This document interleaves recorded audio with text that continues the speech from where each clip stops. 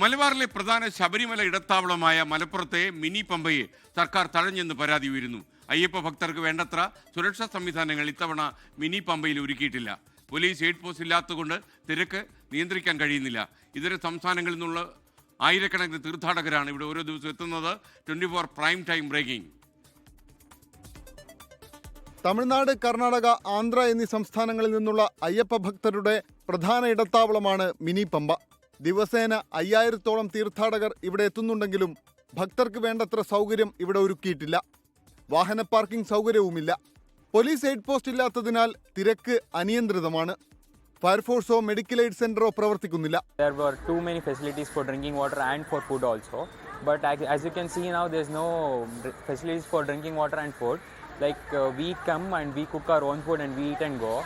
But it's good to have some facilities at least for drinking water.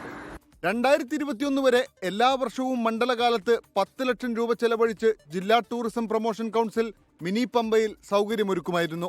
24 മണിക്കൂറും പ്രവർത്തിക്കുന്ന medical aid centre, ഡോക്ടറുടെ സേവനം, വെള്ളം ലഭ്യമാക്കുന്നതിനുള്ള ടാങ്ക്, ആരോഗ്യവകുപ്പിനും ഫയർ സർവീസിനും ആവശ്യമായ പവലിയനുകൾ, ശുചീകരണ തൊഴിലാളികളുടെ സേവനം എന്നിവ DTPC ആയിരുന്നു ഒരുക്കിയിരുന്നത്. സർക്കാർ പണം നൽകാതെ വന്നതോടെ DTPC പിന്മാറി. ഇത്തവണ ഇടത്താവളമായി പോലും മിനി പമ്പയെ പരിഗണിക്കുന്നില്ല. 24 തിരൂർ.